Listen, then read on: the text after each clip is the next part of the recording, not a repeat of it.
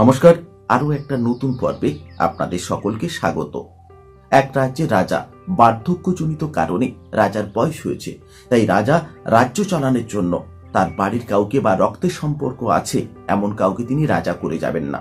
তিনি মনস্থির করলেন রাজ্যের ভিতরে যোগ্যতম ব্যক্তি রাজ্য চালাবে, যে সাহসী হবে, নির্ভীক হবে এবং সৎ হবে এবং শিক্ষিত হতে হবে।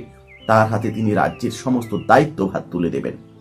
সেই মতন রাজা সমস্ত রাজ্যে ঘোষণা করে দিলেন 100 জন সৎ ন্যায়পরায়ণ যুবক যেন রাজ দরবারে এসে উপস্থিত হয়। আর সেই দিন রাজা যোগ্যতম ব্যক্তিকে রাজ্যে রাজ্যভার দিয়ে যাবেন, রাজা করে যাবেন।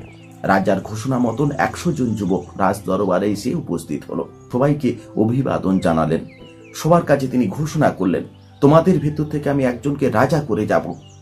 তার জন্য তোমাদের একটা কঠিন পরীক্ষা দিতে হবে।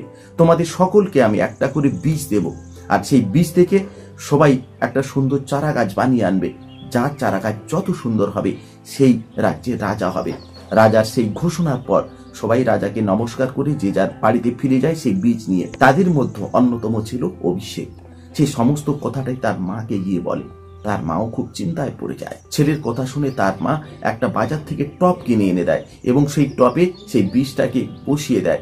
বীজটাকে প্রতিদিন সে জল দেয়, সমস্ত পরিচর্যা করে। কিন্তু দিন যায়, রাত যায়, কিছুতেই আর সেই বীজ থেকে অঙ্কুরিত বেরোচ্ছে না, নতুন চারা গাছ বেরোচ্ছে না। কয়েকদিনের ভিতরে তার বন্ধু বান্ধবের কাছে খোঁজ নেয় তাদের চারা গাছ বাড়িয়েছে কিনা। তার সমস্ত বন্ধু বান্ধব বলে তাদের বীজ থেকে নতুন চারা গাছ বাড়িয়েছে, সুন্দর গাছ হয়েছে। শুনে অভিষেক তো আরো চিন্তায় পড়লো। এদিকে কিন্তু 3 মাস পূর্ণ হয়ে গেছে। একে একে তার সমস্ত বন্ধু রাজ দরবারে সেই নতুন চারা গাছ নিয়ে উপস্থিত হতে শুরু করলো, কিন্তু অভিষেক কিছুতে যেতে চাইছে না।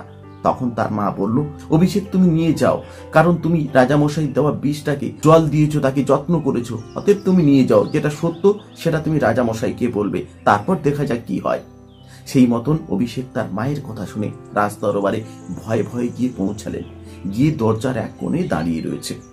কিছু সময় পর রাজামশাই রাজ দরবারে ঢুকলেন, সবাইকে অভিবাদন জানালেন। সবাই রাজামশাইকে দেখাতে লাগলেন রাজামশাই দেওয়া বীজ থেকে সুন্দর গাছ তারা তৈরি করে এনেছে।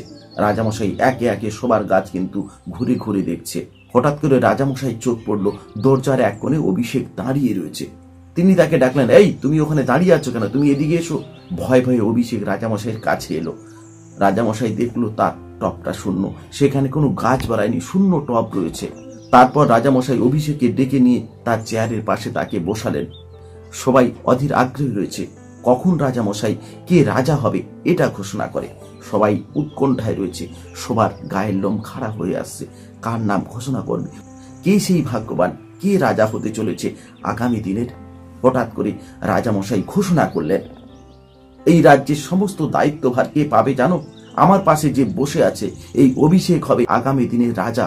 রাজামশাইয়ের কথা শুনে সবাই একসঙ্গে বলতে থাকলো, না না রাজামশাই, এটা সম্ভব নয়, কারণ অভিষেকের টপে তো কোনো গাছ হয়নি, সে তো গাছ বানাতে পারেনি, সে রাজা হবে কি করে? তখন রাজামশাই আসল সত্যটা বলল, এখান থেকে 3 মাস আগে রাজ দরবারে আমি তোমাদের যে বীজটা দিয়েছিলাম সেই বীজটা আসলে কোনোদিন গাছ হতে পারবে না, কারণ ওই বীজটাকে আমি ফুটন্ত গরম জলে সেদ্ধ করে দিয়েছিলাম, নতুন চারা গাছ জন্মাতে পারে না। আর তোমরা কি করেছো, সেই বীজটাকে ফেলে দিয়ে তোমাদের মতন করে নতুন বীজ দিয়ে চারা গাছ বানিয়ে এনেছো, আমাকে দেখাচ্ছ। তোমরা মিথ্যাকে আশ্রয় করেছো, তোমরা সততার পথে হাঁটোনি, তোমাদের ভিতরে সততার অভাব, বিশ্বাসের অভাব। অভিষেক হচ্ছে সৎ এবং ন্যায়পরায়ণ, সে সত্যের পথে হেঁটেছে, সে নকল বীজ দিয়ে চারা গাছ বানায়নি। তাই অভিষেককে আজকে আমি রাজ্যের নতুন রাজা বলে ঘোষণা করলাম, আর তোমাদের কারাগারে বন্দি করার নির্দেশ দিচ্ছি। সারা জীবন তোমরা কারাগারে থাকবে। আসলে সত্যটা কি জানেন? আমরা যদি সৎ হই, নিষ্ঠাবান হই, কাজের প্রতি দায়িত্ববান হই, তাহলে আগামী দিনের ভবিষ্যৎ কিন্তু ভালো হবে। আর সেটা অভিষেক করে দেখিয়েছে। তাই সকলের কাছে একটা অনুরোধ, জীবনে চলার পথে সৎ হন, একটু সপরকে ভালোবাসুন, পৃথিবীতে বেশি করে গাছ লাগান, তাহলে পৃথিবী বাঁচবে, আমরা বাঁচবো। তো আজকের ভিডিও এই পর্যন্ত। দেখা হচ্ছে নতুন কোনো পর্বে, নতুন কোনো এপিসোডে। সকলকে যাওয়ার আগে নমস্কার, ধন্যবাদ, সকলে ভালো থাকবেন।